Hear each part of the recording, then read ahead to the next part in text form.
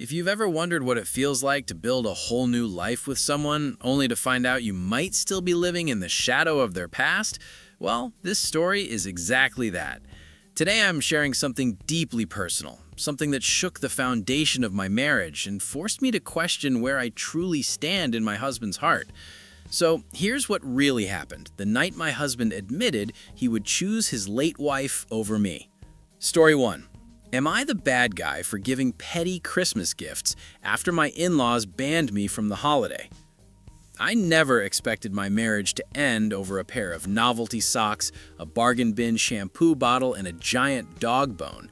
But honestly, looking back, it feels perfectly fitting. This is the story of how I finally realized my in-laws were toxic beyond repair, how my husband chose them over me, and how I walked away in the most satisfying way possible. I'm a 31-year-old woman, and I married my now soon-to-be ex-husband back in 2018. From day one, his family made it painfully clear that they didn't like me. They didn't bother hiding it, and my husband kept insisting, "They're just guarded at first. They'll warm up to you." Right, warm up, sure. One of the first times I joined them for dinner, I brought a homemade cake.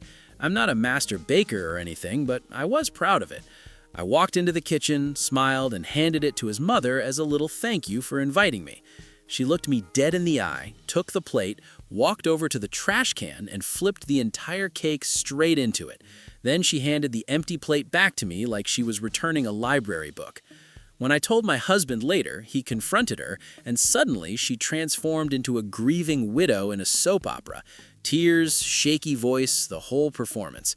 She claimed she lost her grip, that I let go too early, and that the cake just fell onto the floor, so she had to throw it away. My sister-in-law backed her up, of course. I should have run for my life right then, but no, I still thought I could win them over. Fast forward to COVID. My husband's business collapsed. We drained his savings first, and then mine trying to save it. I refused to go into debt just to prolong the inevitable. He fell into a deep depression, couldn't find new work, and asked if we could move back to his hometown so he could have more support. Every instinct told me it was a terrible idea, but I agreed anyway. He decided he only wanted to work part-time while trying to restart his business, so I became the breadwinner. And because I made the money, I also became the designated gift buyer for every holiday, family gathering, birthday, you name it. I honestly thought thoughtful, expensive gifts might finally show them I cared enough to be accepted. But every gift they gave us was obviously aimed only at him. I was invisible, and at family dinners, anytime I tried to join a conversation, the whole table would go silent until I stopped talking. Eventually, I just stopped trying. I was basically a ghost sitting at their table. Then came early December. They finalized plans for Christmas. A few days later, my husband told me very casually that his family had decided they didn't want me at Christmas dinner or Christmas lunch because I ruined the family vibe.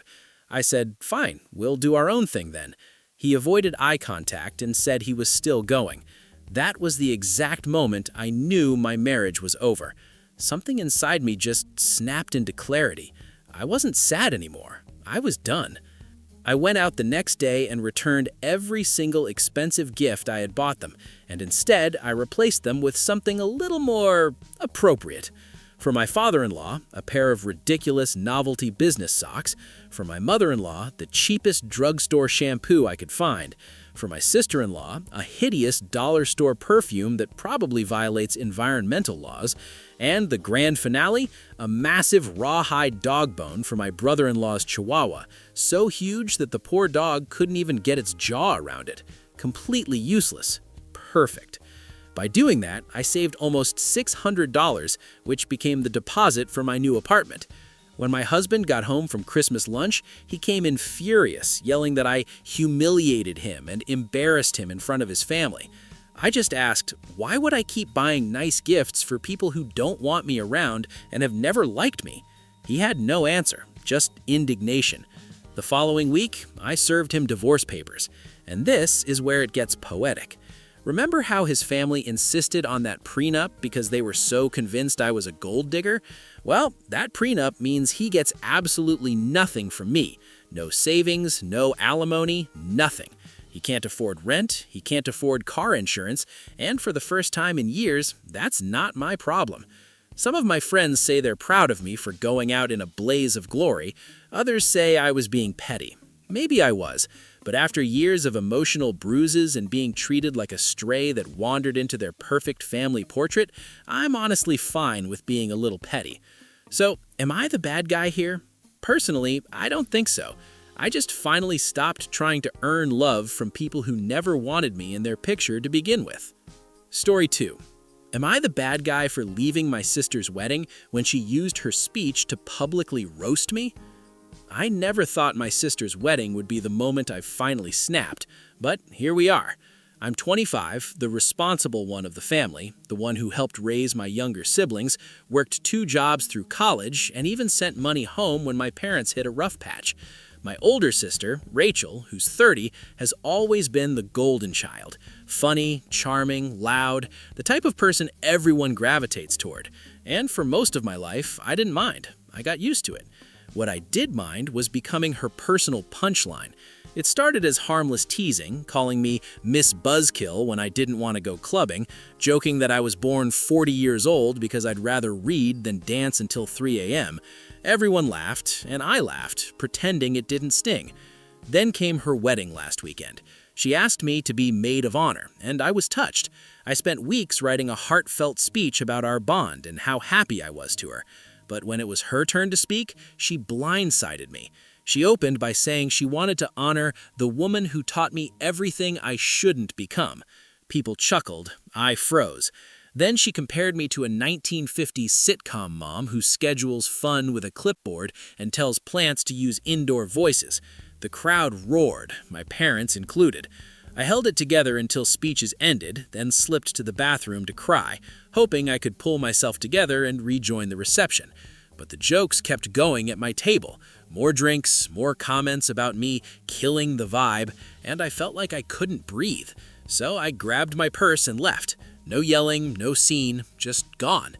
Since then, Rachel has spammed my phone calling me dramatic and saying I ruined her big day. My parents side with her, telling me it was just a joke and I need to loosen up, and that hurt almost more than the speech. I finally told them I'm done being the family punchline.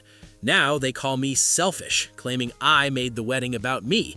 But I didn't. Rachel did, the moment she turned her speech into a roast of me instead of a celebration of her marriage.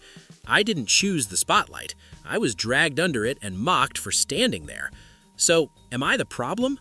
Because for the first time in my life, I don't think I am. Story 3. AITA for refusing to invite a self-proclaimed kleptomaniac into my home?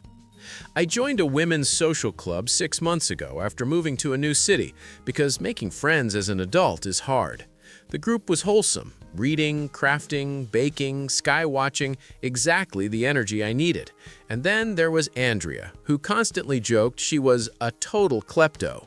At first, I thought she was being sarcastic, but she wouldn't stop.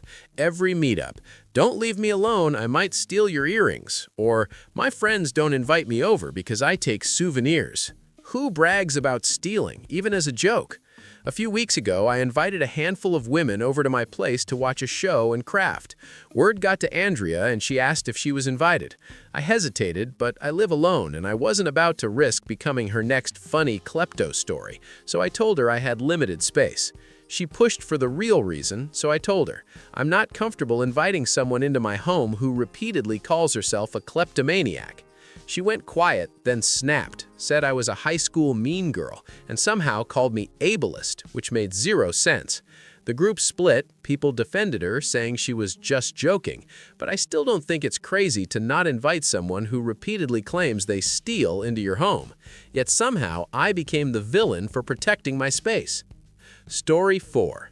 AITA for refusing to pay for my sister's 120-person baby shower? My youngest sister is pregnant, and everyone's thrilled. My other sister and I offered to help with the shower, decorations, food coordination, basic support, but she drafted a 120-person guest list and told everyone I offered to pay for the entire thing. I only found out because I asked her what her budget was and got silence, while my mom and sister told me she'd been telling people I generously offered to cover everything.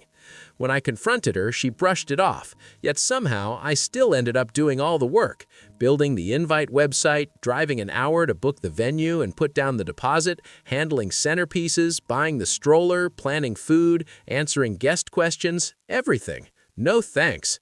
Then she complained behind my back that people weren't helping enough, even asked our 70-year-old mom what she was contributing, which pushed my mom into offering to cook for 120 people. I shut that down, but the audacity was unreal. Finally, she texted, "If you don't want to do the games, just tell me so I can give it to someone else," like I'd been slacking. I told her she sounded harsh. She replied she was disappointed in how much work I'd put in. That was the snap. I listed everything I'd done and reminded her I never agreed to fund a huge shower. Instead of apologizing, she uninvited me, removed me from the sibling group chat, and ended with, "Enjoy your 40th."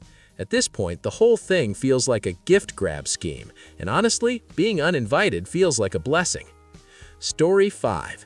AITA for being hurt after my husband said he'd choose his deceased wife over me? I'm 34. My husband is 37. He was married to his high school sweetheart, and when she was 26, she died suddenly from an aneurysm. It shattered him. We met 4 years later, built something real, married when I was 31, and now we have 2 kids. I never asked him to get over her, but at a friend's potluck in front of everyone, he said, "If she walked through that front door right now, I'd pick up where we left off." The room froze.